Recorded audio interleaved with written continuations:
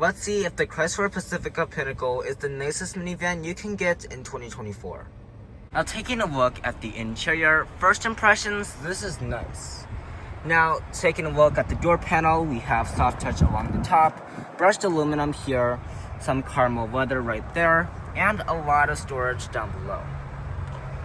Now you can get glossy wood if you want to, but today's tester has the brushed aluminum, and these seats are beautiful. Look at that caramel leather and that diamond stitching. Now of course on the Pinnacle we will get that Pinnacle door sill, the umbrella holder, and 12 ways of power adjusting. Now let's take a look at what we've got. So we have our headlight controls down here, and the steering wheel will be very thick and very nicely leather wrapped. As you can see, we have more brushed aluminum, and we also have that caramel stitching. Now taking a look at the gauge clusters, these will be 2 analog clusters and a 7-inch multi-function display. You can customize that right here, so you can just scroll through all of that. And I think this is a pretty nice setup. I really like the blue lights around it. Now looking at materials, we have soft touch along the upper dash, a little bit more soft touch with that caramel colored stitching, a lot of gloss black and flat black on the buttons, more gloss black down here, and leather on the armrest. Now you can get wood trim, so that would be maybe around here, and of course on the door, so just keep that in mind. Now taking a look at storage, we have a lot in the Pacifica. So in the main center console, this is a different setup than the standard Pacifica like Touring L or Limited, but you still get a decent amount of space. Then you have some coin holders, you even get some power outlets. And if we close that up, we can take a look at what more storage we have. We have 2 cup holders right here, and if we push this out of the way, you get a wireless charger, more storage, and 4 USB ports. Now there is more storage, and look down here, you have a giant center pass-through, although I know from personal experience that the Toyota Sienna's pass-through is more usable and is a lot bigger. Now taking a look at climate controls, we have a pretty nice setup. So you have a hybrid setup with physical and digital buttons. Now most of it is going to be located right here. You got the fan speed, you also got the temperature, and well, there are some things that you have to do just with the infotainment system.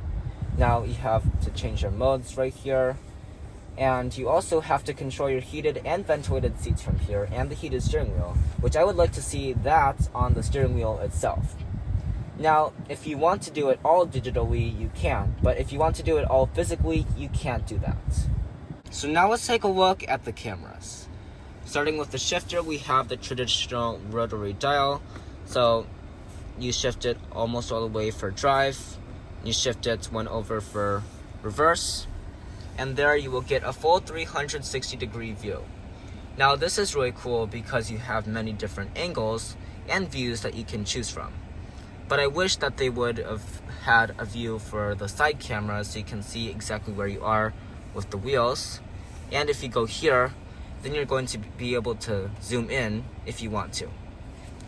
Now, this is relatively high resolution. I really like that. And the screen is 10.1 inches, so you're going to have a lot of usable space for the cameras.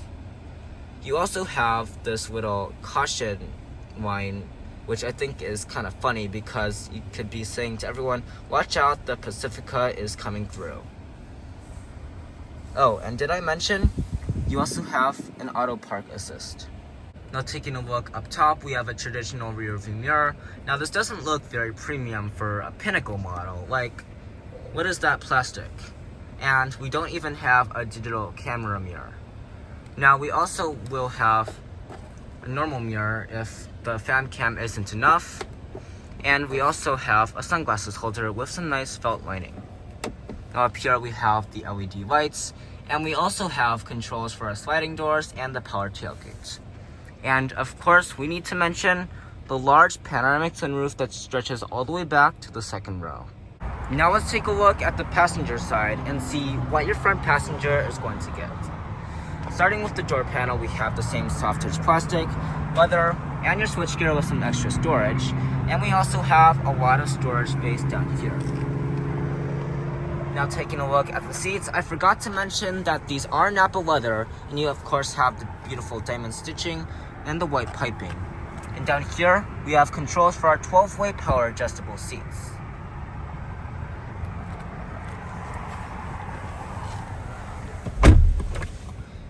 Now sitting inside the Pacifica, this is nice. We get a grab handle right here, and we also have a dash made of soft touch plastic with that nice stitching.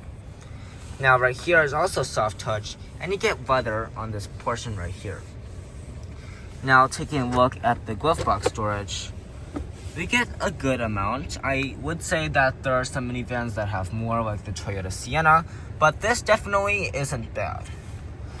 Now there is a vent right here that you can adjust like so. And we also have a corner window to see out there. Now let's take a look at the third row. So access isn't that simple, but most people will be just going in through the middle anyway.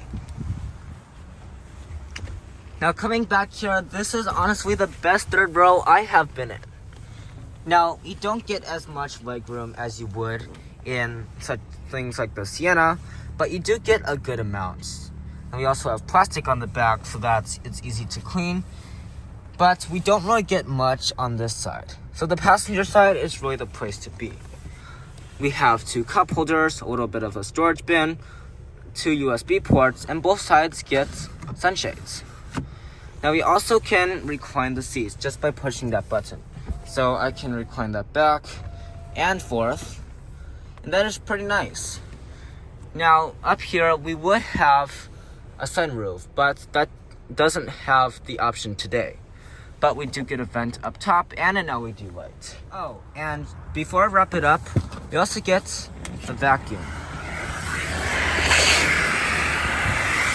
Now taking a look at the cargo area, we're going to have a good amount of space. Of course, we can't do the hands-free access because we have a tow hitch down below. But let's open it the normal way.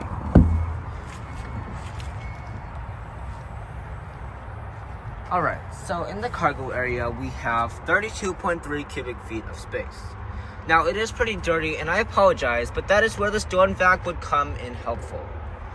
Now, there is a lot of stuff you can do back here.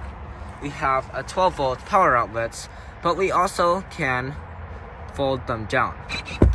So it's just going to come down like that, and then it does take a long time, but it is worth it. It's going to come down just like so, and then you're going to have about 88 cubic feet of cargo room.